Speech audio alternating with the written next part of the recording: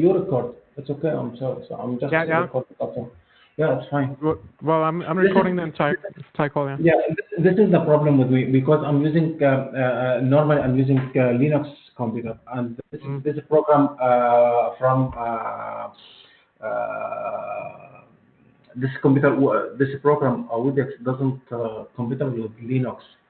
Mm. uh, because Cisco doesn't like open source. I think that so because that doesn't issue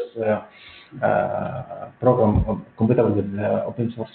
So and Yeah. another computer, another computer I just put it to I'm prepared just to record the video for the class. So with Windows doesn't Okay. use Windows so just because that doesn't have any stuff all my stuff in another computer. Yeah. Uh, It shouldn't be necessary. I mean, like WebEx has like a feature built in where you just press a button and records. The problem is that we're not paying for WebEx, and you have like a certain limit that you can record. So that was yeah. why we had problems before, and that's actually why I'm hosting the call today, because I'm not past that limit. Mm. But I think we need to figure out some sort of solution where we can get those recordings, because the main thing is if you're recording just like one computer, then no, okay, I guess if you're running a separate computer, it doesn't matter. But the problem is it can be difficult to record in a way where your own audio will be recorded as well. Then you need to Mhm. route your microphone in and record that together Yeah, with the yeah, output of the computer and stuff like that. That's yeah, really exactly. messy. Yeah, yeah. Anyhow, it doesn't matter. Just go on with the demo. Okay. So, this is my task. Should I start? Yeah, sure. I'm just shutting off my microphone when I'm not speaking. Yeah, it's okay. This is my task. It should be showing a result message for Windows. So I should make this screen and this screen for different results. If the player he gets, for example, four or five from 5 points, so he will get this. Congratulations. And if he, for example, two or three or one, just one task, he just pressed one or two or three tasks. So incorrect answer, so or answer wrong, so he will get answer incorrect answer page, and with this icon with the same name of team and the same icon. So I created as this. My component, just notice, just a minute. I make it a component separation image for this, and I put just emotion picture in this, if it's okay. And after that, I final message in this here, in this here.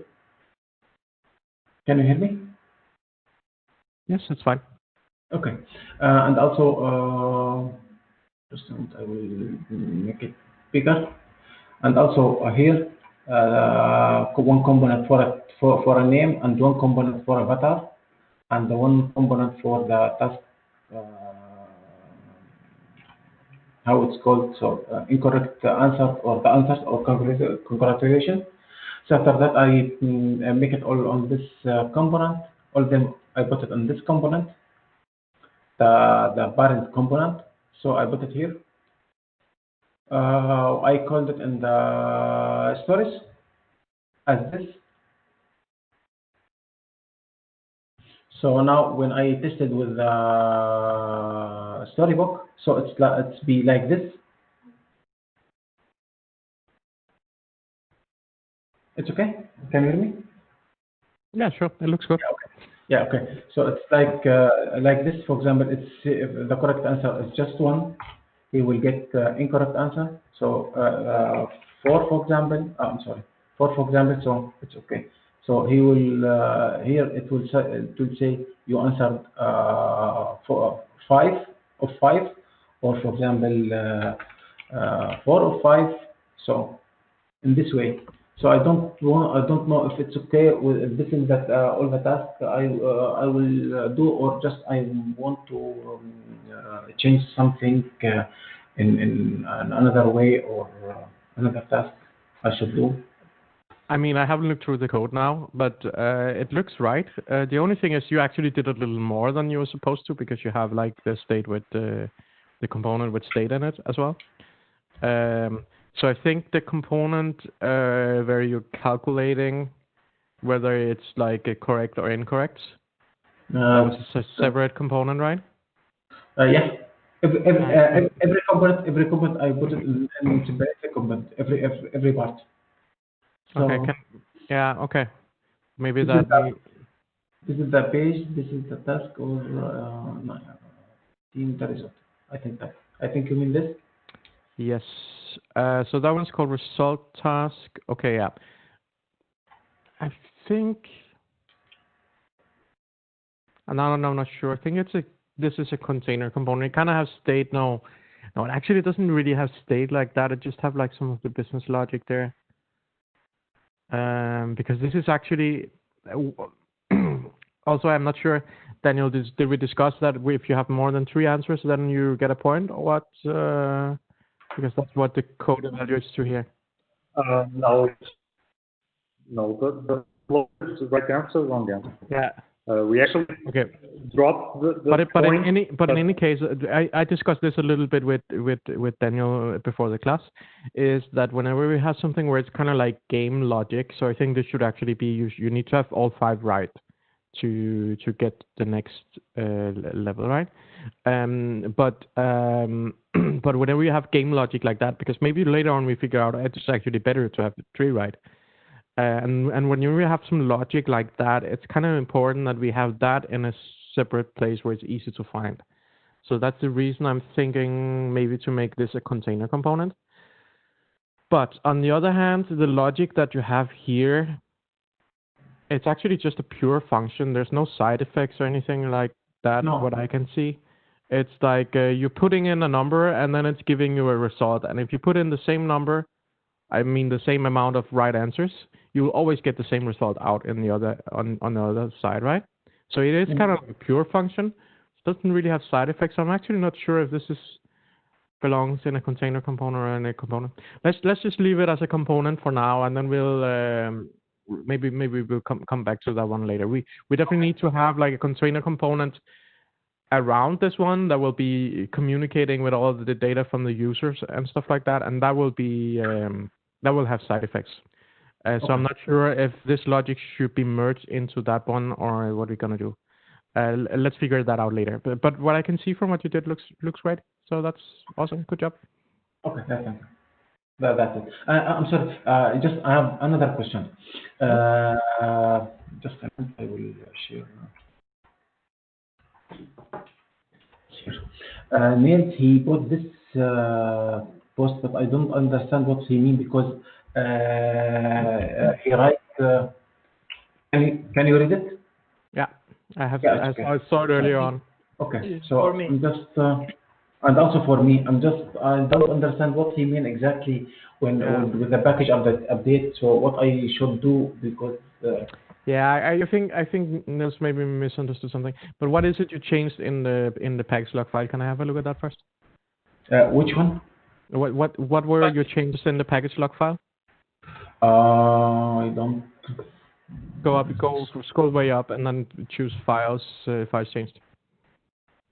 Yeah, choose. Oh, all fine. I think it's here. Jason. Okay, yeah. We don't want updates like that together with the rest of your PR. You didn't have to update the dev server in order to get all of this to work, right? No. I'm assuming you just did that because it told you that you had some outdated dependencies. Okay.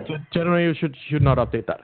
So I would like you to revert that one back. And because you changed this one, you should also have, you have that right above. You have a diff for package log, but you can see that it's hiding the diff. If you go a little bit up from where you are right now, you can see there's like a load diff kind of thing.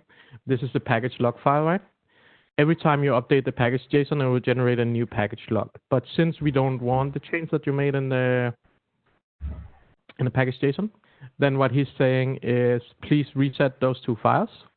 And the easiest way to reset those 2 files is just to override them with whatever is on the develop branch at the moment. And that's the command that he showed you. Mm-hmm. Okay. Hmm? Yeah, that's it. Yeah. Cool. Yeah, thank you. Yeah. So generally, for everyone, if you see like your NPM is saying that you have outdated packages and stuff like that, don't update anything without discussing it with us mentors first. Because if we have everyone updating everything all over the place, we're gonna get conflicts, and maybe one of those dependencies is going to break something. It's difficult to test it in a consistent manner. But if you need to add a new package in order to do something inside your PR, I think it's perfectly fine to do that in the same PR as you're using that new package. But if you're updating something existing, keep that in a separate PR and discuss it with us first. So. Okay. Cool. Thanks. That was good. I think it's time to hear about Knex. Yeah, we're just fixing some practicalities here. Okay. Just to check, everyone has presented now, right? I take that as a yes.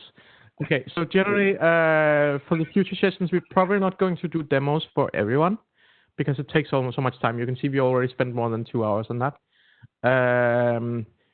So we decided to do it for this session now, but generally for future sessions, we will try to point out that this is like a main feature. This one, we're expecting to see something with that next Sunday. And then you know ahead of time, I need to demo my stuff. And some of you may not have to demo it, or maybe you get another task that you need to demo it. It will depend. And we should, of course, try to make sure that now everyone got to demo once, but I think everyone should at least get to demo something twice, and probably more than that. So. Then that goal that during the week we can merge stuff as well, right? So yeah, we don't need to wait for Sunday. Yeah. That's the only way that we're gonna make a big project or finish the project. And actually, when you demo stuff, it should generally be stuff that you have already merged. But I don't really remember a project where we managed to do it like that. So yeah, that's a good point. Yeah.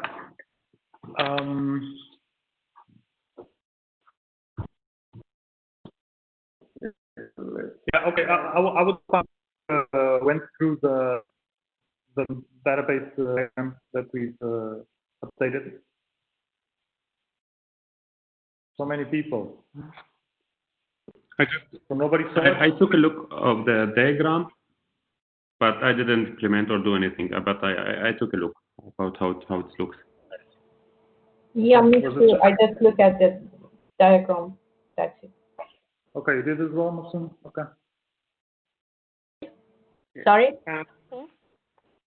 So should we start with that actually? Yep. So you have the diagram maybe paired and then. Okay.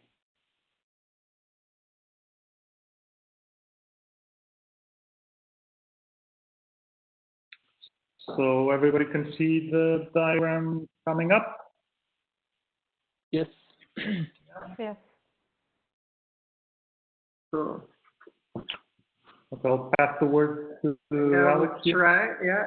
So hi guys, I was actually working on a diagram for you for something else, and then it just disappeared in the last 5 minutes. So great. So what we're going to talk about now is basically the data model for your application. And so we are now, like you were working with the storybook and front end, the React, CSS, and all that stuff. And here you are in the domain of essentially the database layer or the data layer. So what, just to take the big picture, we are going to cover this Next.js. So Next.js, you guys haven't covered throughout the course. You had Node.js, you had React, you had just normal JavaScript. This here is not really a big topic other than essentially you can think of it as an abstraction on top of a database. So this is just one way of working with your data layer. So whenever you're looking at this, you can think in terms of SQL just as well. And what we're going to cover first is, I think, what exactly is it that we are dealing with? What kind of objects? What kind of classes? What kind of concepts exist here? So let's have a look. Should we start? Well, first of all, roles and user roles. Let's start with that. So I'm starting with the less critical aspects of this first. So we have a user, that every individual user, I guess, a person that plays the game, and it has different roles. Then maybe actually could talk about the distinction between user roles and roles. What kind of roles exist? Do you have those in mind? No, this is basically imported from the previous projects. And we always figure out a way of having different roles. But up to now, it's just a good to have, because mainly all the users in the game will be players. And the game will be somehow hard-coded, at least on this first phase. But in the future, you can consider a user that created a map has a different user from the player. Oh, okay. And you could have a user which is a developer, so we have to have access to all the layers of the yeah. Right. So the user here is just like an individual user, like one of you, and then you have a role, or a user could be a child playing this game or whoever, and then it can be a player or a game creator. Let's say those are the two. And let's move on a little bit to the what else is in here. So a game factory is basically you can make many games out of the game factory. So it's like a template for making games, right? So each game has a game instance. So we have a game instance is something that you are playing right now. A game factory is something that generates the game instances. Correct me if I'm wrong. Yeah. And then each game has a bunch of questions and I have a bunch of answers. And here, pay attention to the fact that there are two types of answers. One is the answer choices. Answer choices being what is, well, we have multiple choice, right? You have a question, I don't know, what's the capital of Denmark? And then the answer choices are, you know, Paris, Berlin, London, and Copenhagen. And then this one has a Boolean for the correct answer. So you have Copenhagen will have the true, and all the other ones will have false. But also we have the actual answers. So the actual answers is not, so these questions and answer pairs, it will be the same. The actual answers is what the users will put in. So a game instance is a thing with that particular person or team is playing, and then when they put in their answers, you will record those answers. And then you will compare them to the answer choices, and then make sure is it correct or is it wrong. And then you will be able to go back and say, okay, how did this team do? And if they got the question wrong, what did they actually answer? You have a record of that. Do you want to add something to that? No. You should see this as the first data model. We never rule out that we have to add other fields or even other tables. But this pretty much covers what we aim for. Again, be ready for changes because they always happen. Yeah, and just maybe we should go over the remaining ones here. Can you guys see map and themes? Yeah, so the map is just a sort of a visualization of where this game is played, right? So we have a map of, I don't know, something, what's the concept here? Is a play area. Yeah, You exactly. could A say play play area. area. So this map will have coordinates for the corners. That's an easy one, even though it's a lot of fields, but it's just left, right, up, down, and then it has then you will display that portion of the map, I suppose, with an API. When I'm talking about displaying things, guys, it's not part of this, right? So the only thing you have in this is the numbers and the data that will help you do the front end work. So we're clear. So here we're just talking about fields and text and numbers, basically anything you put in a database. And themes, I think that so far we have just like 2 themes. I think it was one of you did a demo just now on the field. So there's like two modes, 2 types of themes. I forget what they're called, but this is what this is. There's going to be like just two types of themes. Normally you have like dark or bright theme or whatever you want it to be. This is not a super important aspect. The most important part here is questions and answer choices, and then the game instances and actual answers. Those are the ones you're going to be having the most heavy logic on. So that's sort of the explanation of the game part of things. But maybe we could look at. Do we need any questions so far? I guess. Surely there will be more later, so don't feel like you have to understand everything from the beginning. But if there's something to ask, feel free to ask. User and a host role. Yes, that's Zaki commenting on what kind of roles we have. Yeah. Fair enough. Yeah, that makes sense. Yeah. So yeah. If there's any questions, speak up. Well, we will continue and also have more chances for questions later. Okay, so far so good, no questions. So then we're gonna go to what is Connects and what is it good for. So I just want to take this Connects cheat sheet. I will send, we're having technical difficulties. I'll send Daniel this link here. And then we on that.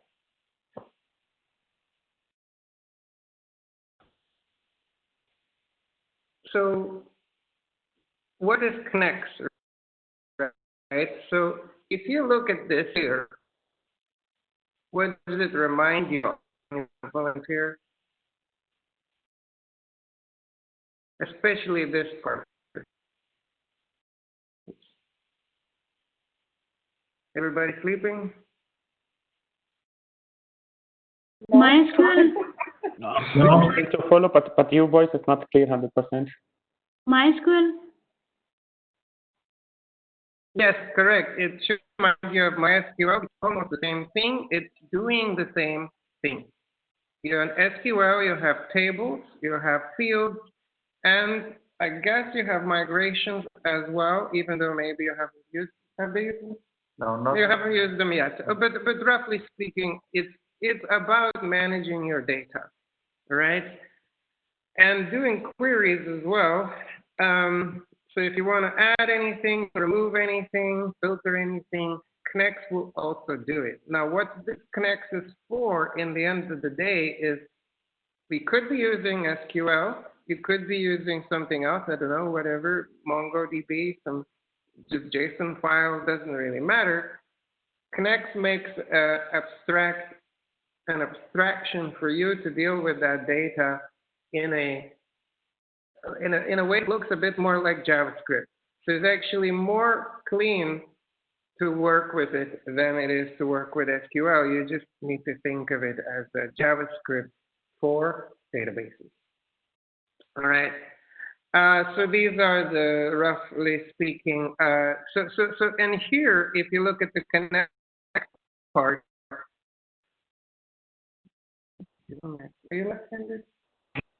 So if you're here, you look at this part, it basically connects this connects.js code to a an instance of your SQL database that you will set up here and it requires a clause, all right?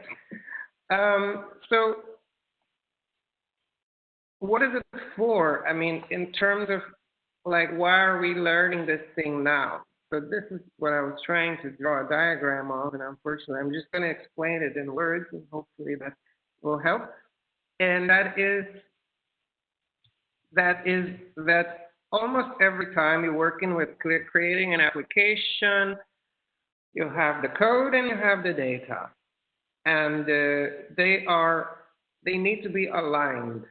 So what you usually do is let's say you have a table and then you want to add a new field to it, and that field is, let's say it's the color of your button, and then you have to read that. You have to do two things. You have to do add the field and use the field. And in order for that to happen smoothly, both of these operations have to be in the same branch, and you need to be working on them at the same time. So when you merge your code into master, for example, then both the data and the front end code and the back end code that goes with it will be aligned. But what will happen sometimes if you don't do it right, and you guys surely will bump into this, is when one team is doing the tables and another team is doing the front end code but is missing the information from the tables, then you will have a misalignment and one team needs to wait for the other. So you can start with the table and then do the front end code, but not the other way around. Does that make sense so far? So Yes. that's the point of this concept. I don't know what, so the way that you work with it is you can very quickly map your table creation, where is the table that we were looking at before, the relationship. Yeah, you can basically map this here, all of this, to table creation. And either this is going to be our homework, I think depends on how the time goes, or we will be able to do that now and split up into groups to make those tables with Next.js. Yeah, I guess I don't know where else we're gonna go here with this. Any comments? Any suggestions?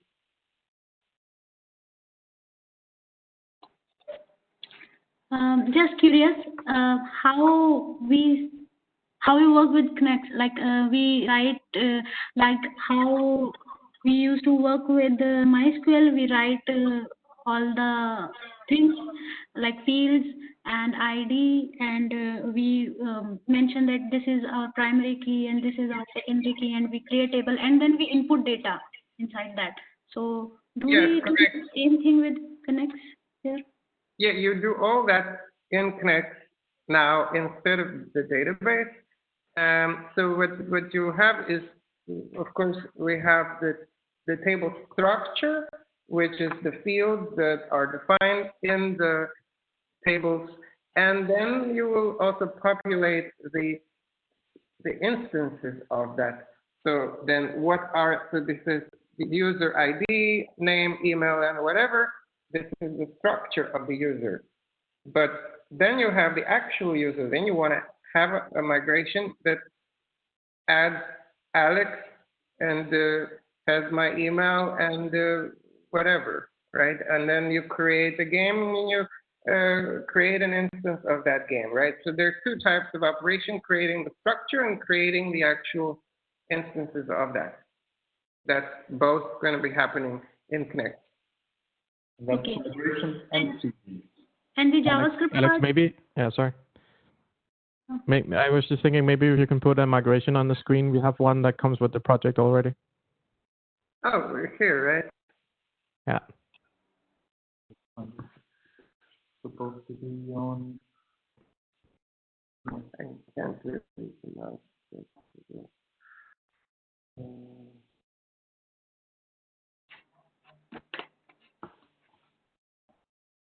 You're inside leaflet tile map rather than the project, so.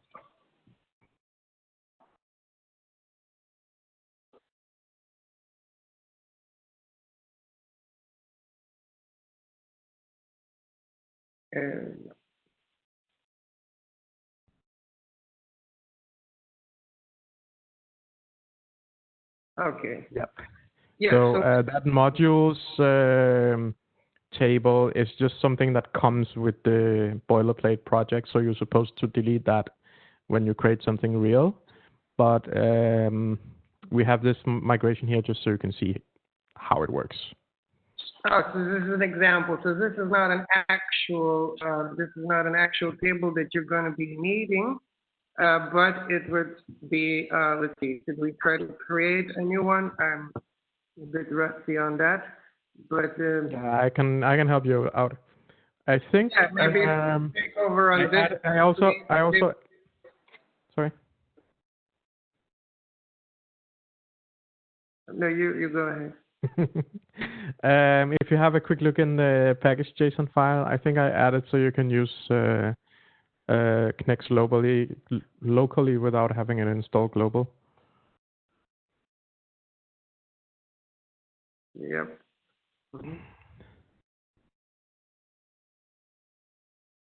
Yeah, so if you scroll down in the script section, yeah, Knex is there in the button, yeah. So what you can do is you can either go into the server directory and run all of your Knex commands from there, or you can do Knex and then do like a -- whenever you need to put some parameters to Knex. I'm not sure what you prefer, Alex. I would. I'm still not totally sure what you're saying. Actually. Yeah, just try to maybe just cd into the server folder then. So cd into source and server, I think it's called. No. Sorry. Yep. And then. Yeah. Okay. So what you can see here is now we're in the same folder as the Knex file, and that's the thing that Knex is really concerned with, is that you need to be in the same place as the Knex file. If you run Knex and then migrate :make. Where's your colon? What do you want? Colon. Colon in Portuguese. Like this? No. You can change the keyboard layout up in the top of the screen. And it needs an actual column. This. Oh, yeah. Okay, so migrate what, sorry? Make. I'll just look at the cheat sheet that we were. Yeah, let's follow along with the cheat sheet. That's a good idea. It's on the Slack channel as well. On the Slack channel. Sorry, I just sent it to you. Right. Okay, here. Okay, so it create. Well, we can start with migrate make and migrate name, right? So it's a create first table, right? This will be just a. Migration name. That's of course something that you fill out. And call it create a user table. All right. Awesome. We do that. Command not found. Okay, so I cannot find Knex. Okay, so what you can do here is you can just run it with npx, or alternatively, you can. Like this? Yeah, you need to the entire command that you had before, and then just add npx in front of it. Yeah, and then you could do Control A, then you get to the start of the line actually. Okay.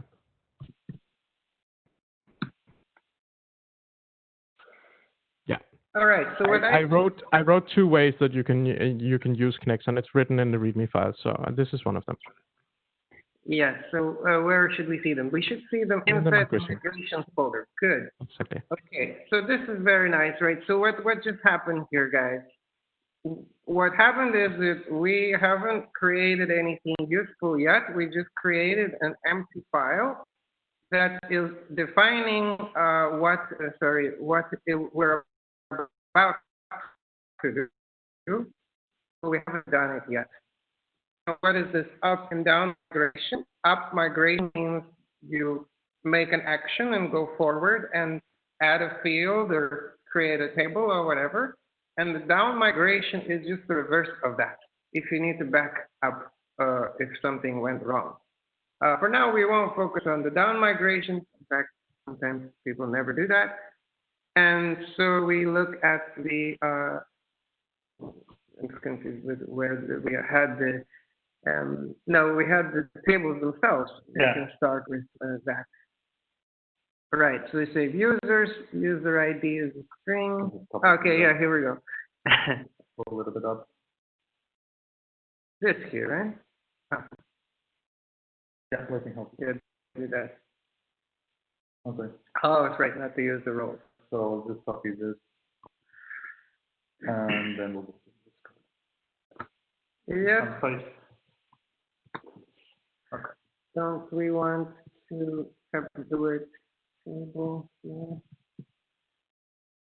here? Something missing. Yeah. Jump to the other one. You need to call something on Connect that's fed into the function. Return. Table. Exactly. Yeah. I see. Entire line. This keyboard is too much. Yeah, that's the worst when you get like a strange. Yeah, and then you want the increments. Let's consider this the ID. Yeah, increments is fine. Yeah. And then it's the same logic, right? Table. Table dot something.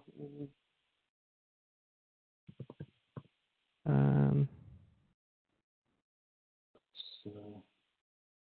Yeah, not quite. You want try to go back again. So there, to create, you have already created a table users, except now it's called modules because you copy pasted line 3. You need to change modules into user. Actually, I would say, what are we doing about the naming convention? Is it user or users in your diagram? It's plural, yeah. Well, good. Okay, cool. That's usually what we do. Maybe we can just create one field. Yeah, that's the point. Just do one. So we want to do the name of the user, right? Yeah. So that will be table.user. What do we want? Just not nullable and. Yeah, you can grab that one there. But that's not quite right now. You want table.string.not nullable. Instead of users, you want string. You don't need users in there because everything on table is users. Have a look at this. At line 3, we are passing in table into the function. So table is the table that we're currently creating, and that's users. We created that on line 3. Okay, so it's good like this. So we have to. Yeah. Okay. And that's the up migration. So that's to get you from one place to a new place. So the new place is a database where we have users, and the old database was a database where we didn't have any users. So what do we need to do in order to get to the old one when we have the new one? You want to you do a reversal of the, you want to make so the down migration? You just need to remove the field, I guess. Yeah, we can. Yeah, we're creating a table, right? So we can just remove the table again. I'll remove table, so not to remove the field from the table, but yeah. Then it'll just turn schema, remove table, delete table, drop table. Exactly. Yeah. So even if we don't know the syntax, it's easy to look it up. Exactly. Line 5 is also not right. No, what do we need then? Because you're trying to create a column on the user table on the users table called user. I don't think you want that. You just want it to user name, I guess. Oh yeah. Or something like that. Name or title or. But what was it called in the database diagram? Let's make sure that we actually do it the way it is. We can work with name. Cool. And instead of string, you can also do varchar 255, but I don't think that matters. Yeah. At least not for our application here. Yeah. Cool. I can't remember. I think if you do varchar now, you have to also say how long it is. So just change it back to string. Mm-hmm. I can't remember. Then it's probably like name, and then it's the length of the varchar. I can't remember the parameters. But that's again something you can look it up if you need it. But I don't think you should spend time on setting the length of the varchars. That's something you do to optimize databases, and this is not going to be a very big system. So it should And be then I fine. guess we need to connect this to the DB. Exactly, isn't that what we It should already be connected. So maybe you can just quickly walk through what it's doing. So try to go to the .env file first of all. The env file. Or maybe just to finish this off, let's try to run the migration first. So save it. It's not saved at the moment. It's not saved at the moment. What? Oh yeah, it's saved now. Yeah, and we have like a quick command that's called run db:/setup, and that will run migrations and seeds. And we haven't discussed seeds yet, but that's fine. It should work. Wait a second. So you can't just apply migrations right now. You need to do some preliminary things. Huh? Sorry? Do we need to do something to connect to the database or not yet? It should be set up, so that's why I want you to try it out, and otherwise we'll go and debug it. So just run npm run db setup. npm run db setup. Hey, good luck. db:/setup. Setup. Yeah. So this should connect to the database itself. Oh no, there was an issue. So maybe there's something that's not set up right. So what's the problem here? Password. Server request using that's a classic one. Yeah. So apparently you need to set your local database to password authentication. Oh, that's outside of my scope, I think. Yeah. Okay. Maybe not right now. Should I take over? Yeah, probably. you can do that. Should work here. Let me just get a screen resolution that people can use. Yeah, that should be better. And share my screen. Okay. I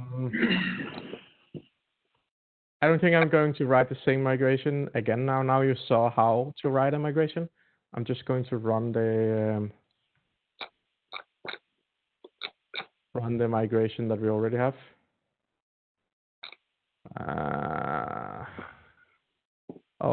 I might actually. What did I change in that one? I don't remember. Did I change that? Okay.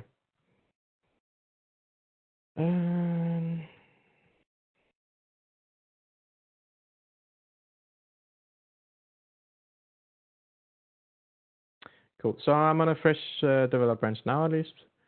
And let's close all of this stuff that's taking up space. Server. Migrations. And here is the modules migration. And I think I probably already have had this one run. Yes, looks good. Ran one seed file and one migration. Okay, cool. So that means that currently, so what Knex does is it takes, you can see the stuff that we have here. This is just JavaScript, right? You can see we have like we have an arrow function here. We have an argument here. We're calling methods on that argument and stuff like that, right? So all of this is JavaScript, and all of this is just Knex that's like a JavaScript library, right? So what Knex does is Knex will take all of this JavaScript here, and it will turn it into SQL. I think I can actually just show you real quick. So if I go db clean, it should take the database way back. So now the database should be empty. And then we can go here and take this one. So if we turn this one on, then we have debugging mode on, and that would mean that Knex will actually print out all of the SQL that it's generating for us. So let's try that. Yay. So you can see it was doing a bunch of SQL in here, right? And I'm mostly interested in the create stuff. Yeah. Create table modules. See? Create table modules. Then there's like an ID, which is an integer, unsigned, not null, auto increment, right? Auto increments. That's this line here. So it's creating an ID that auto increments. Then we have title, varchar 255, title, and then a string in Knex world means a varchar 255. So that's why I'm saying that you don't need to use varchar, but you can use varchar in Knex as well. And it says not null, that's not nullable. So you can see all of this stuff, it maps up. So Knex is just like building all of this SQL for us. So you don't really have to worry about writing SQL yourself.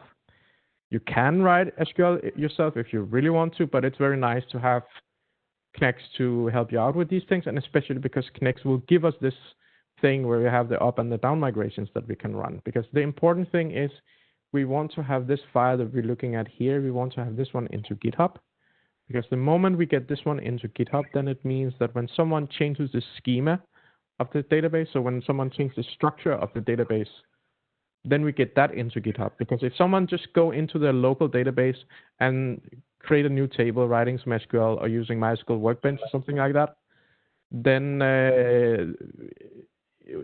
the other students have to be psychic to guess that that's what you did on your computer. Nobody's going to know.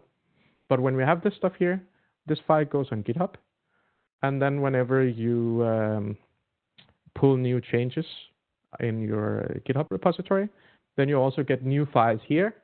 And then you just once in a while, you have to run npm run db setup, and then it will go and update your schema for you automatically. So that's what we're trying to achieve. The part that you did, the command, you're just putting all the migrations to the beginning, basically. So you're saying clear the database, start from scratch. That's what you're doing. Yep. Mm-hmm. And we actually have a test as well that's running when you push it to GitHub that will try to do the same thing I just did. It will roll back all of your changes, so it will test that all of the down migration works, and then it will like roll on all of the changes. It will do it in another way. It will roll on the changes and roll them off because it starts with an empty database.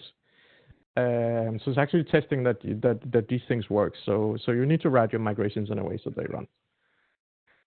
So just real quick about like setting up the database. So if you follow this set of instructions, right, it should be fine. But here in the .env file, you need to make sure that the database credentials are correct. So the name of your database, and you can call this anything. You can have any database user and password. Just make sure that whatever you have on your local MySQL, when you create a database on your local machine, that matches with what you have in this file, right? And it's just like real quick going to run through. So these variables that we have in here, they go into the Knex file, I think, Knex file here. Yeah, so the Knex file is reading these variables here, you can see. So this is the stuff that's coming from the env file. And this one just has some configuration in here, so we can set up, so we have like your database set up. It has like seeding that we are going to show you in a second.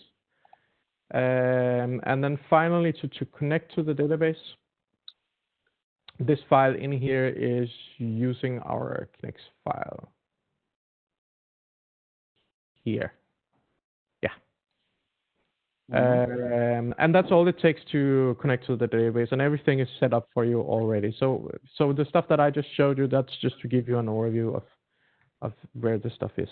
But you don't actually need to change any of that. The only thing you need to change is migrations and seeds. just to be well, like a small comment on the. If you see, the migration has this. The file name has this really long integer on it, Oh yeah. and that's basically the timestamp of when this migration was created, right? So this is a typical naming convention, so that you know in which order these migrations need to be applied. And so this also sorts them in your file system in that order. So every time you write, whatever. When you create a new migration, now I just did one test migration. And you can see right now it's this time, I hope. It's probably also 31st of May, and it's like 3 o'clock, 17 past 3, and the other one was created about 2 minutes ago, right? No. Yeah, oh, and whatever. I think it's doesn't matter. or something like that, just to be precise. Yeah. But at least it gives it the unique identifier and it gives it the right order, and then your migrations will apply in that order. Exactly. Yeah. So the other side of migrations, because migrations has to do with schema changes, so changes in the structure of your database, right? So if you look at, did you share the link to the database diagram? Or is it in the README? Yeah, but I can send it to you. Yeah, we should drop it there. Just to be clear, those changes include new tables, dropping tables, new fields, changing from string to varchar, whatever.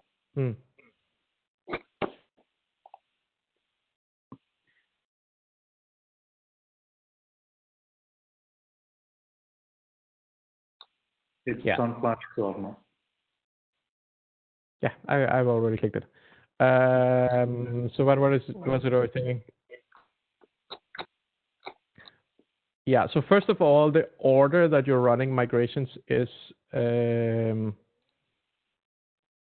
important because it has to happen in the same order as you have been writing those changes. And you cannot go back and edit an old migration. So migrations here are kind of like, what's a good example? It's like an archive. So let's imagine now that we have this modules table in there, right? And let's imagine that we want to change the title column. We want to change that so it's not called title, but it's called name. Then I actually need to go and write a new migration that changes that. I cannot just go in here and type name, because someone else on GitHub might have this file here on the local computer and they're running that one, and there's this title, and it's just, or I mean, well, the point is, once a migration has been run on your machine, it's not going to look at that one again. So because I ran npm run db setup, this one, it means that all of the migration in this folder has already been running. And that means if I run in that one again, nothing will happen then. It should say that already up to date. And if you look at the SQL up here, you can see there's a lot of select queries, but there's no create statements, right? Before we had a create statement. It does have an insert into, and that's our seeds. That's different, but it doesn't have any create statement. So it's not changing anything in the structure of a database, even though we have some migrations in here. And that's just because they have already been running. And if I go and actually have a look inside my my database,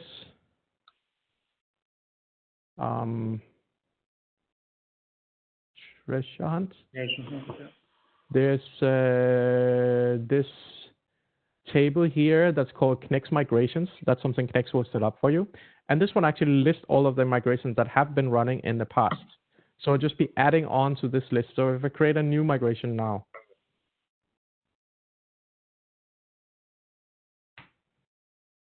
so now I have another test migration here. You should only create migration files this way. Don't create them by hand. Yeah. Because there's a lot of stuff going on in the background here. Actually, there's not. It's just making sure that the timestamp is right. It will recognize if you put a file in there, but use the command for it anyway, because that's easier, and it will make sure that you don't mess up. But some systems, when you're doing migrations, you should never do it by hand. But here it's fine. So now you can see that it actually did run one migration here, right? Maybe I should turn off. Well, I guess. Okay, yeah. So you can see there are some. No, not insert is fine, but create. No. Of course, my migration was empty, so there's still not going to be create statements. But if I had something in here, create table, you would have seen it down here. So I think this is important that now you just apply this migration and it has nothing in it. So if you added anything inside here, it would not apply anymore because. Oh, yeah, let's try that. Yeah, sure. Let's try that because now it has run, right? Really pay attention. So let's copy all of this stuff here and here, and then let's make a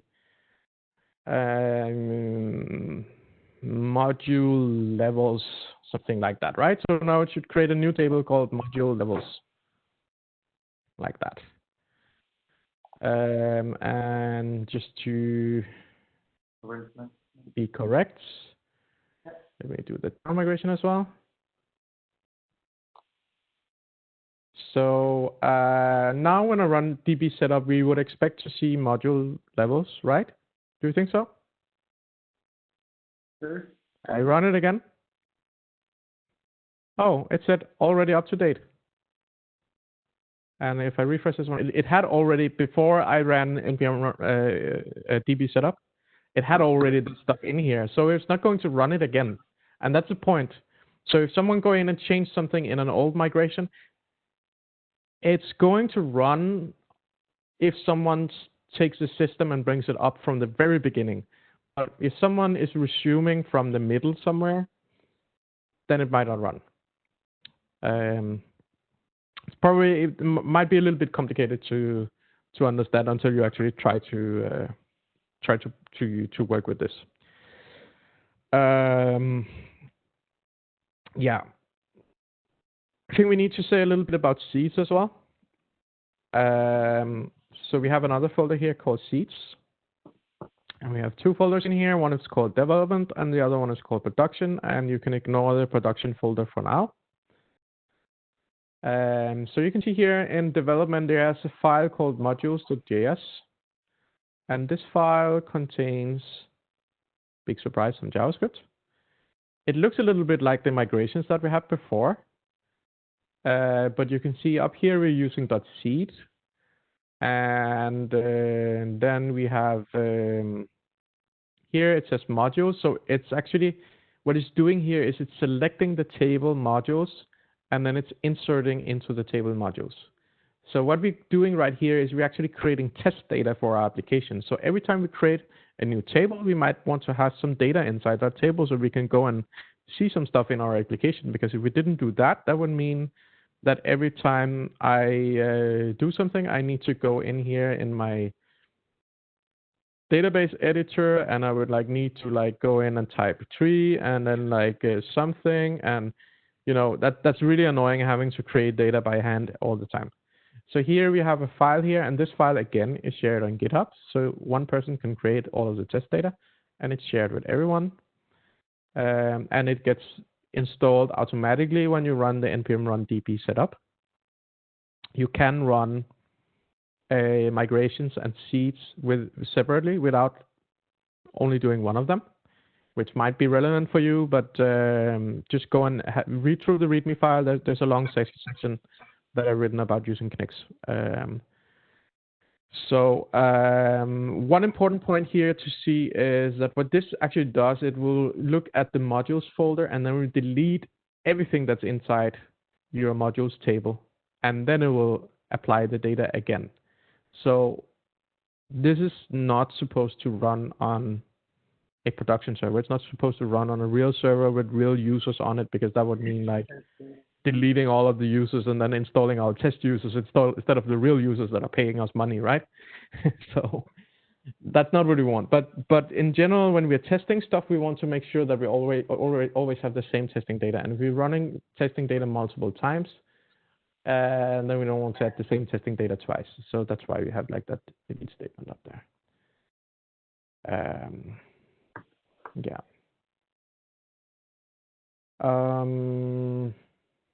Yeah, questions? Saki?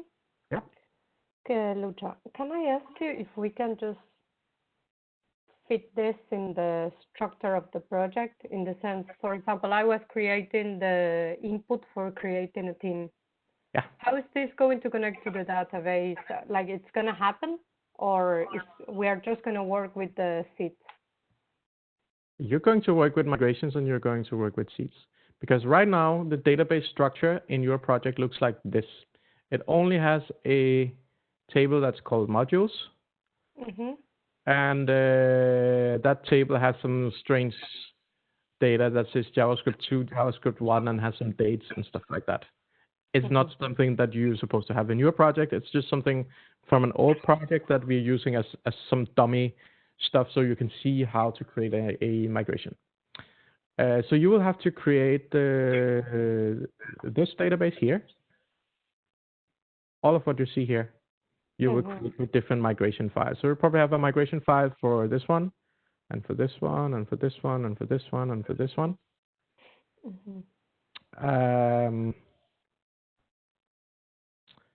And together with those migration files, you will also have some seed files that will put some fake data in there. So we'll put some fake users in there, put some game factories, some game instances, some questions, some choices, and so on and so on. So the point is, when you run the application, then you actually have some data inside the application, because it's really difficult to build an application without data, right? And of course, you could maybe argue that the stuff that we're doing in Storybook, we're also putting fake data in there. So of course, all of the stuff that we have inside the actual databases, that's where we're going to put the real data eventually, right? Once we have real users, we're going to put real data in there. And it might also be that we're actually going to use seeds to put real games in there, because I don't know exactly how we're going to build the games yet. Probably just be something with someone making a big JavaScript file and then we're importing it. We're probably going to use seeds for that. Yeah. Only the game instances and the actual answers are part of the game itself. So they should be. So you populate that at runtime, like. Yeah, exactly. But then we have to create endpoints to create that, and that means, yeah, and maybe users as well will have that, depending. That kind of matches what you were asking about the field that you were working on, right? When you type in the name of the team, if you actually want to use that screen, it has to be an endpoint. And again, it will be using Next that you will build the endpoint as well. But then instead of an insert or instead of a create, it will be an insert statement. I have like an architecture diagram that I used a billion times somewhere that I want to show.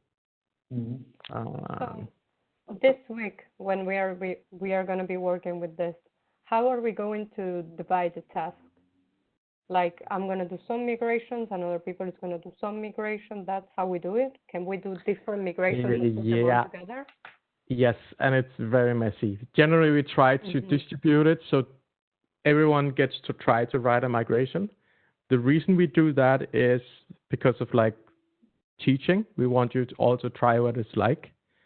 But in reality, it's a pretty bad idea to have everyone writing migration at the same time, because migrations is one of those things where one person is going to have a table that will have a foreign key to another table, and then you're suddenly like depending on another person merging their pull request before you and stuff like that.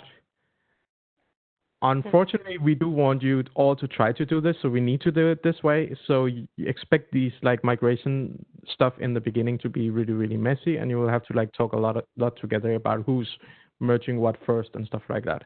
So generally, when you have a table, you're assigned the task to create a table. Then you need to figure out, okay, what dependencies are there to this table, who's working on those, and then you need to talk together and coordinate that.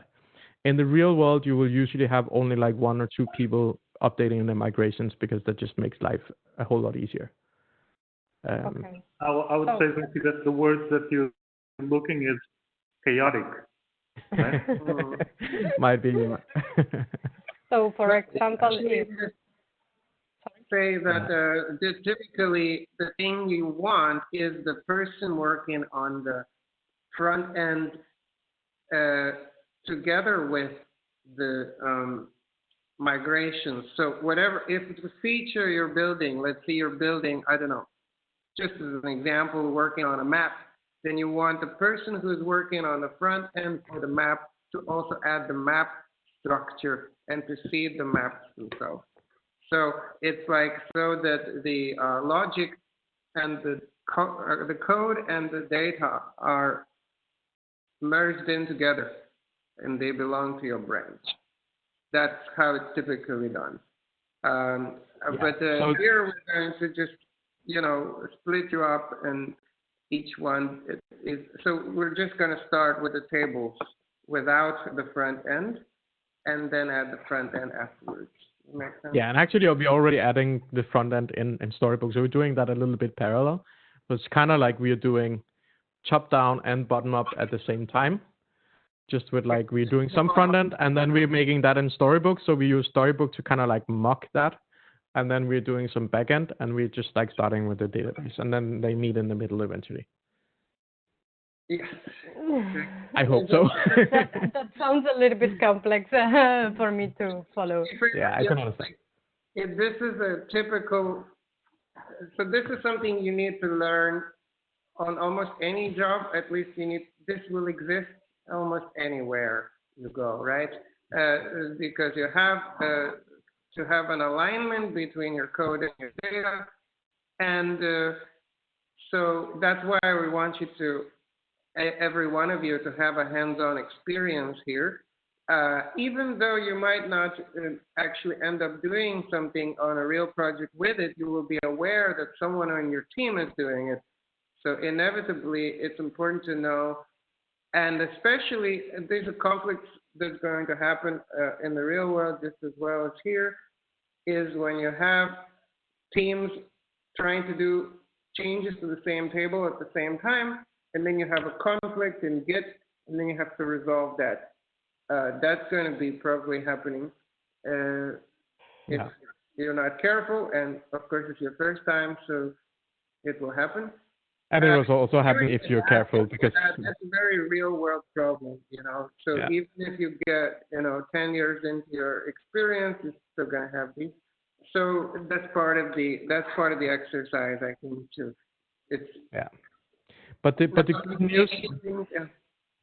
The good news here is like the first time you write a migration, it will seem like really alien and foreign and strange and stuff like that. And the first time you write a seed file, that will also seem strange. In the same way as the first time you wrote a React component, that would seem strange. But once you do it 2 or 3 times, then it's pretty simple, and you can like go. Usually, you can go back and copy something you did before and just like modify that a little bit. So it's really just a matter of getting started with it and trying it out. And refer to the README file. I've written a very detailed guide about how to work with both migrations and with seeds. And if there's something that's not clear, please ask, and I'll answer questions and try to update the guide, and the other mentors will, of course, as well. Okay, this is what I want to avoid this week. Let's say that I need to write the roles, right? Mm-hmm. I can see we have 11, so it's going to be 1 each. I'm not going to be able to write it until user roles writes the migration, right? You will be paired up in groups. If you check the issues, we have 3 issues for databases. So this week it will be a little bit different. It will be in a group as well to help with that. Okay. But I didn't know how to do that, but that's good. You will still have the problem because the tables are connected. Yeah. So there's one edge that you will have to communicate with another group.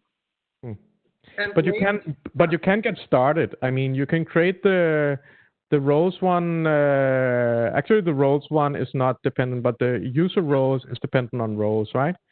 So user roles, you could create it without the foreign key role ID. Then you don't need the role, and then you can add the foreign key role ID after. I wonder if it's actually maybe a good exercise because we're splitting you up, and different people are going to be doing different groups doing different things, but you kind of have to. Some of it you can do without the other groups, and some of it you have to wait for the other group's migration, and then when that comes in, you have to add that field that you have dependency on. So, for example, game instances. Sorry, how would I start here? User roles and, the roles and the users. Well, let's say we have the one team doing the user roles and one team doing the users. How would you do that? Well, then the team doing the user roles. Sorry, I can't see which direction the arrows in. No, that's true. I think you need some mouse over. Yes, so here, this connection here. Oh yeah, if you look at my screen, I need some mouse over. I will take the Yeah, you can say yeah. So it's easy to yes. Yeah, so the Oh, so you're controlling my mouse now? I have to approve this stuff. Yeah. No, but it doesn't make sense. I'm sorry. Like I'll just take control of the presentation. Yeah, you should be able to do it now.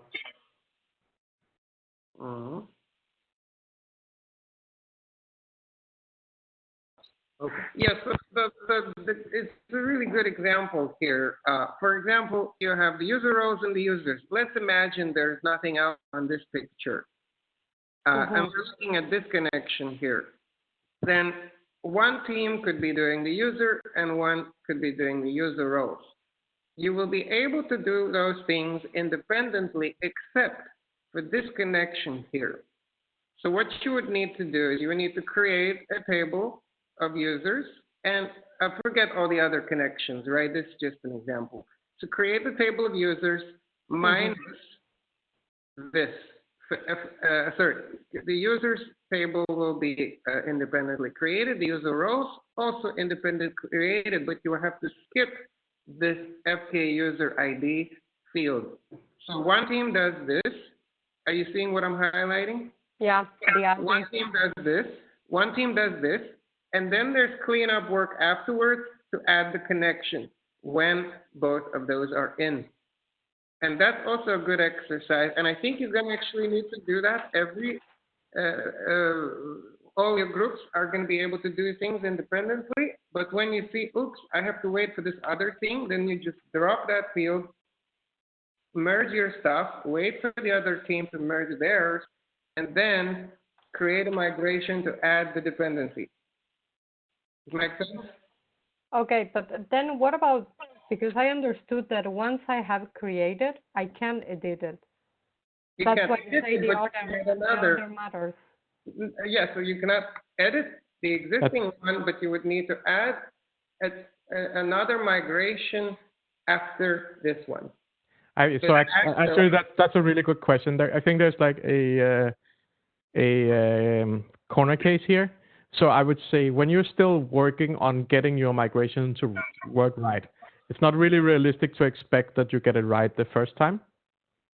So what I generally do is I run my migration, and then I actually delete my entire database, and then I run all of my migrations up again. Like I delete my database, and then I go back and I change that same migration file, and then I run my database up again. So I always start from zero. And the point is you can delete in an existing migration file, but just not from the moment that you have committed it to Git and pushed it so other people have access to it. Yeah, you could do it as long as it lives on your computer, you can edit that file, but you should make sure that in between every time you try to run it, clear your database, start over from scratch. Maybe I should show a quick example of how I would work with a migration. I think it's probably easier if I show it. Yeah, Can you take over again?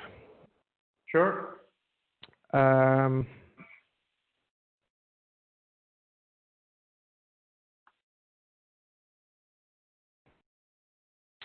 Okay, so so these migrations in here were not like really proper migrations. They were just like testing stuff. So I'll delete those. And the only reason I can delete these is because I've not shared them with anyone. I've not pushed this stuff to Git, right? But this file in here is already on Git, so I cannot touch anything inside that file. So I want to make a new migration. Let's take a real example, right? So let's start with rows.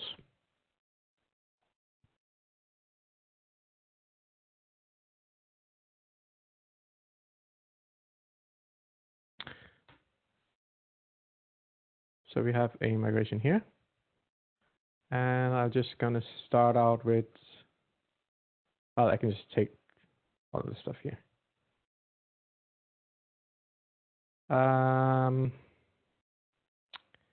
Name, created that, updated that. So name, and we actually already have from the old one, we have created that and updated that. So imagine now that I made a typo. Mm-hmm. And it was rows.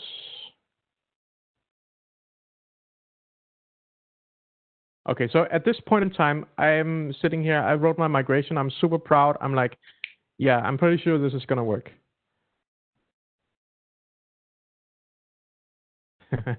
Okay, I actually did think it was gonna work and it didn't.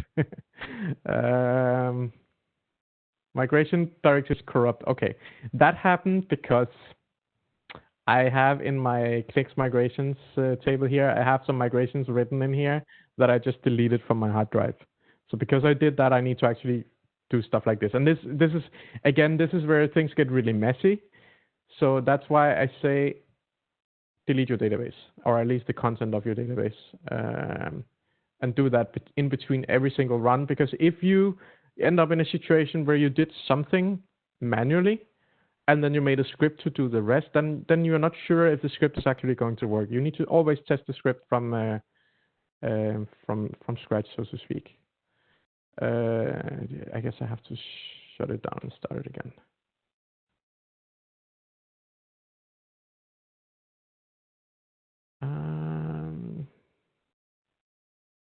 So right now my database is a mess. I just like put it in a bad state. So I'm just starting over. And the cool thing is, because all of this stuff is in migrations and in seeds, that means that it's safe to delete and start over.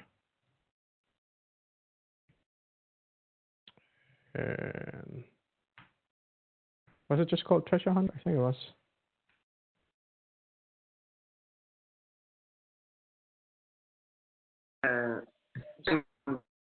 When you're using your whole state is sitting together with the code in Git.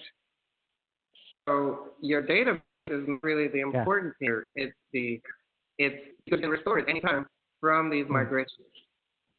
Otherwise, before, if you just had the database, then you have to worry about, did I corrupt the database? What happened? Who else is messing with it? And here you have a very clean picture of that. Or if you did corrupt your database, you restore it from migration. Yeah. So you can see I just ran a statement here, drop database, create database. So it creates a new database that's completely empty. You can see over here on the left, there's nothing going on. This database is empty. There's no tables or anything in there, right? And now I run my npm run db setup.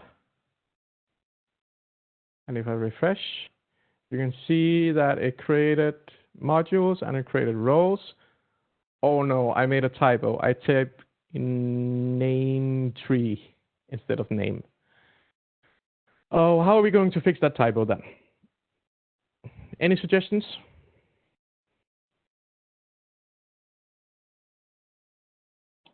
We need to run a new migration.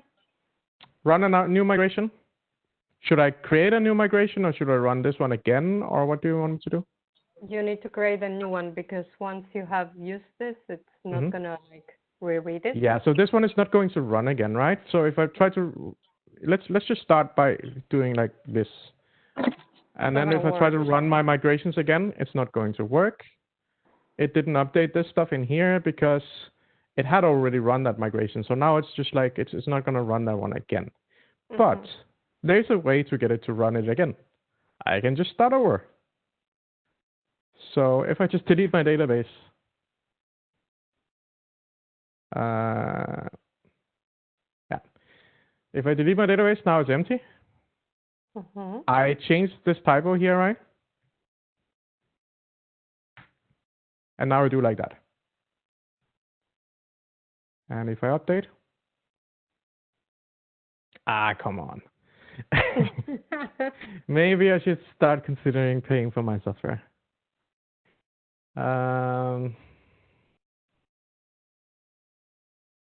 Roles.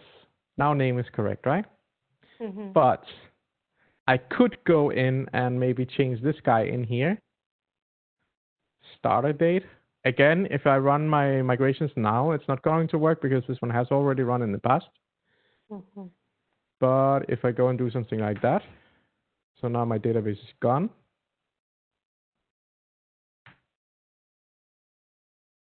Whoops, what happened there? Okay, that's because I have a seed file that's actually using that field here. So that's now it's the seed that fails. But I think the migration should have run fine.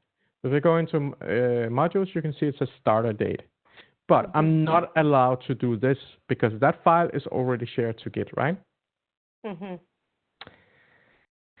And except I think this one is like the exception. I'm actually planning to delete this file, or one of you can delete it once we have like real migrations in there, because that modules thing has nothing to do with our project. We're not going to build any tables that are going to use it. I don't think we have I don't hope we have we don't have anything in here that says modules, right? So just to keep the project clean, we're actually going to delete that file entirely. But I'm going to leave it for now because the point of that file is just to show you how you can make a basic migration, and then we'll remove it later. But you should never remove a migration that actually is effective in your system, so to speak, and has been shared on Git. But if you're just like trying to figure out how does these calls run and stuff like that, then I recommend just delete your database in between every single run. That's the easiest way to work with it.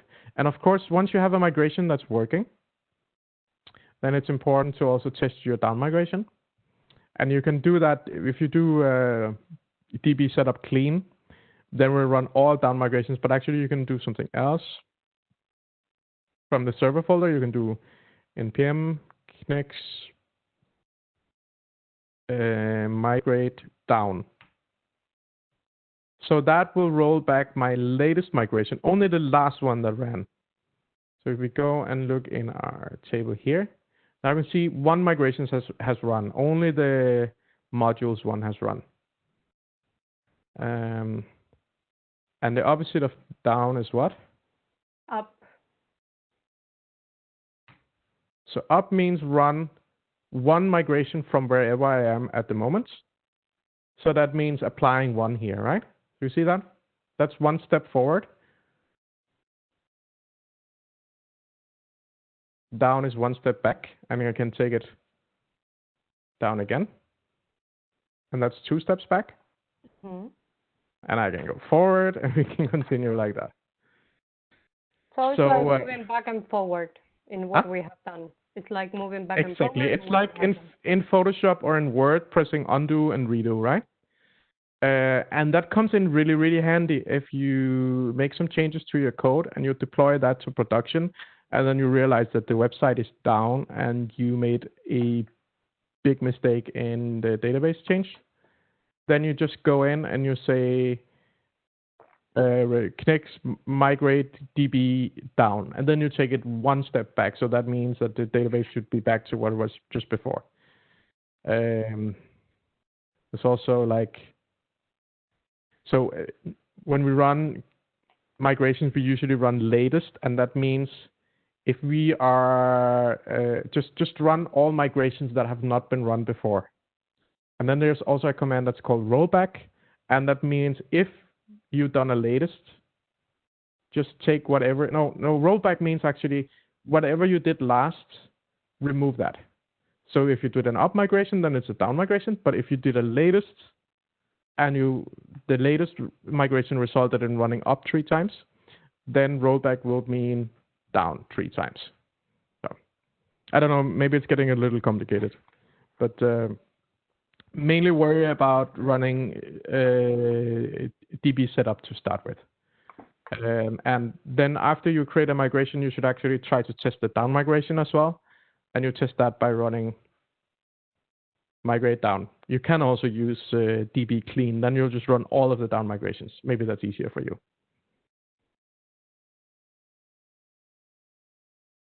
Does DB clean actually run the down migration? It runs rollback, and I want to change that one because the name is strange. I want to have a command clean that actually does the thing that does the sequence thing I do here, and then because I had the impression the clean part will just ignore migrations and just kind of clear everything. No, it won't. It's not truncating the database. It was like a quick fix because there's actually not a easy command to do that in Knex, but there's something called Knex database admin or something like that can do that easily, and I just never got around to setting that up. Migrations are broken, then you will never get a clean state. Yeah. But that's why we have an integration test that tests the up and the down migrations. So we should never be able to have broken migrations. I hope. I don't quite trust it, but that's also why I want to get a, because actually our test now is to run the clean DB clean. So we run a DB setup to check that the up migrations run, and then we run a DB clean to test that the down migrations run. Yeah. And that test is running automatically whenever you create a pull request. What's up, Lucha? Just to make it clear, because I want to work consistently through all the teams. Mm-hmm. I get my issue. Of course, I'm going to be working with other people. I'm going to talk like if I'm working alone. So I get my issue. I run npx Knex migrate make create the table that I'm working on. npm run db setup so I can put it up. If I made a mistake, I need to drop the database, correct, and run that migration again. And once I see everything is provided that the file you're working in has not been shared to Git, or the changes you have not been shared to Git, right? Yeah. Exactly. I haven't shared to Git yet. Yeah. And then I need to test the down migration. And once everything is sorted, I'm going to wait for the next team that is working on their own tables, so we can connect them. Exactly. What are you going to do? So let's imagine that you created the rows table, and someone else is creating the users table. Yeah. And then you set up a foreign key that's called the foreign key rows, but they decide that the rows table should actually, and the entire table should change the name to something else. And you want your foreign key name to change. And you have already committed all of this stuff. What you going to do then?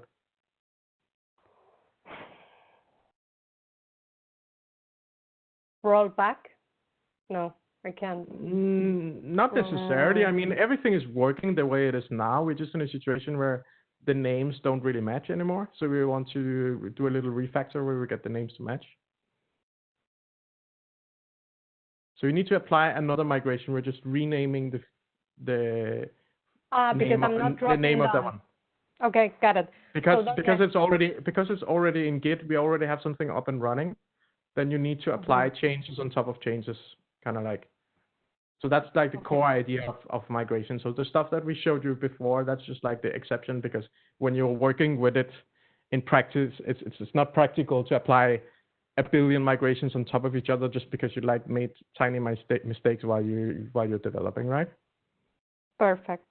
it would be a little bit the same if you imagine that every time you make a change to a line, you would have to commit to Git. And then when you figure out, oh, that was actually a mistake, then you have to commit again. And then, that didn't work right. Then you have to commit again, right? That would maybe be a little bit over the top. Fortunately, in your editor, you can just like keep some stuff open and like try some stuff out, run it, blah, blah, blah. Okay, now I'm actually ready. Then you can commit, right? Perfect. So.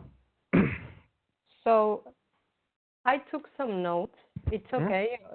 It's okay if maybe I can send it to you and then maybe we can share it in case there is any doubt about it. Just share it in the channel. I mean, Okay. if I'm not going to promise that I'm going to read through everything, but that's also a good exercise for the other students if they can spot something that might be wrong. But otherwise, I mean, like as I said in the README file, there's quite detailed documentation about this. Some of it then refers to the Knex documentation because of course we are not going to replicate all of the Knex documentation, right? So you are expected to go to the Knex website and try to read a little bit through the API to figure out how to create a foreign key, how to make something not null and stuff like that, right? Yes, of course. Yeah. So yeah. Does anyone else have a question? I would be surprised if everyone just like understand it just like this. I have many questions, but I won't ask anything before. First, I want to try code it, find out where it's misunderstanding, and I will just ask on Slack on the channel. Sure, that's fair. Yeah. Yeah, you know, we in Iran say that if you don't have any question, it means that you probably don't understand it. So it is my case. You don't know what you don't know. That's the situation. Yeah, that's my case. And that's completely normal. Yeah. But as I said before, it's kind of something where you have to do it once. Then the second time it's a lot easier. Then the third time it actually starts to, oh, okay, I'm starting to get it now. And then maybe someone asks you to do something really difficult, and then you have to dig through the Knex documentation and stuff like that. And then it's maybe a little bit harder, but then the next time someone asks you to do something like that, then you know how to do it. Yeah. Yeah, I think that's true about all the programming. Yeah. Anything. The thing there that can be like a little bit annoying with Knex is if you're actually already pretty good with MySQL, then it's kind of a little bit like learning MySQL again. But Knex, in comparison, because Knex is what's called a query builder. Very often people use something that's called an ORM, and that's like a really big JavaScript library where you have like a bunch of stuff that's like given to you, and then you interacted with it in a way similar to Knex, where you write some JavaScript and then we like do your database for you. The point is Knex is like a lighter version of that. So it's closer to like writing regular MySQL than most ORMs are. So that's one of the reasons that we've chosen Knex. But the main reason that we're using Knex is actually just because we need to have a tool that makes it really easy to run migrations, because migrations is just like one of the most crucial things when you're working with a team, especially with a bigger team, and we're like a really big team here, right? So that's like the main reason that we're using it. So, Have you covered the ESLint? Oh yeah, that's true. So a lot of you had issues with ESLint during this week, and I believe some of you have discovered the what's it called, that flag, so you can commit with errors. And I would prefer if you don't use that, if we can just like figure out what's wrong. But I think that that Nils discovered the problem. I think it's something to do with like cross-platform stuff, Mac PC. And I think it's actually a change that I fixed in a previous project. So right after this class, I'm just going to take that change from the previous project and apply it to our project. And then hopefully you won't run into that anymore. But if you do run into problems with ESLint and you can see that your editor is like formatting stuff right and you're like removing all of the ESLint errors and stuff like that, then try to ping me on Slack before you commit it. in any case, if there are some real ESLint errors, not just like this platform-specific stuff, then it should be caught on when it's being tested on GitHub automatically. Aside from that, how about like fixing ESLint errors? Because you know the ESLint stuff there, you generally have to go in and fix your errors. How's that going? Can you figure out how to fix those things and stuff like that? Yeah, some errors yes, but some errors no. So we just keep asking others and get their inputs on that. So that's how we are till now doing it. I mean, like the general rule.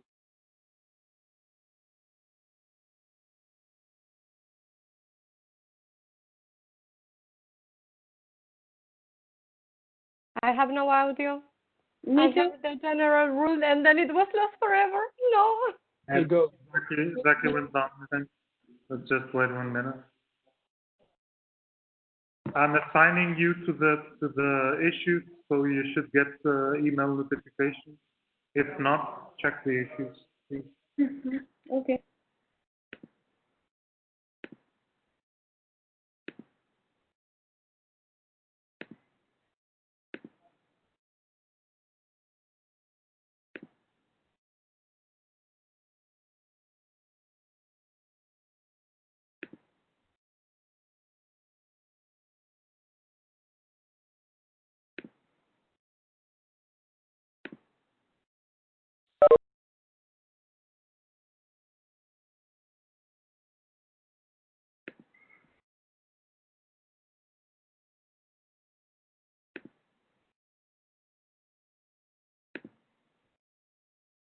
Okay, everybody should get to be assigned to one issue. If not, please write me.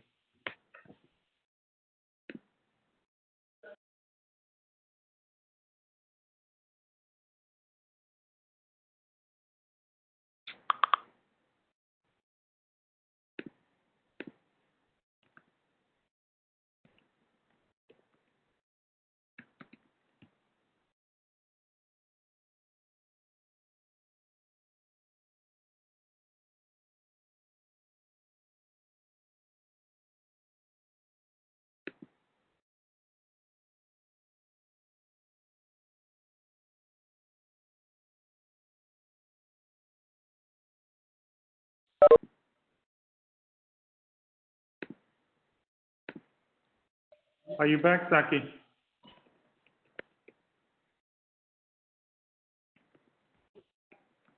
Marie just posted Tuesday the 9th.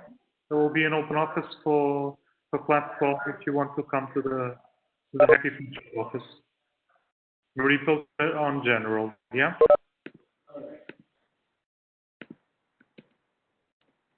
Can you all see it?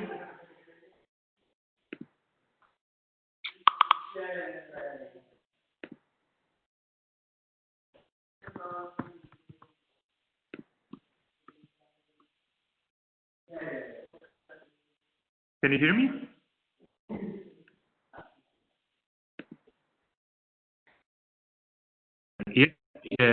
Yes, Daniel, I can hear you. You mean? Yes, I saw it in Marie. Yeah, Marie. Okay, Zach just wrote a message saying that In the yeah, it's already 4:05, and I think we covered everything that we wanted to cover. I'm sorry again to rush your questions, but it's important that some of the questions are addressed in another channel, or else we don't have time for everyone. So be considerate. Reflect if your question can't be shared in the Slack channel before you speak, and try to be very short on your presentation.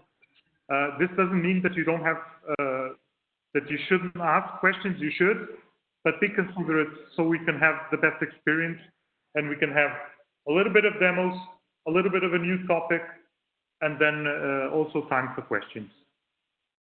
Does that make sense? Yes. Yeah? Yeah. I have to be a little bit the bad cop here. Okay, I have to be the bad guy. So I'm sorry for that, but I can't let it go. Fair enough. Yeah? Fair enough. We still like you, Daniel. Yeah. Smile. Bye-bye. Yeah, it's just to make sure that we'll get to a point where we have a game and that we can play and go outside and have fun. Okay. Good. Yeah? Thank you for the session today. See you. Thank you, Bye-bye. guys. See you. Thank you. Okay, Thank you, everyone. Bye, Daniel. Bye, Alex. Hey everyone, I'm back. Bye-bye. I'm only on my cell phone now, so.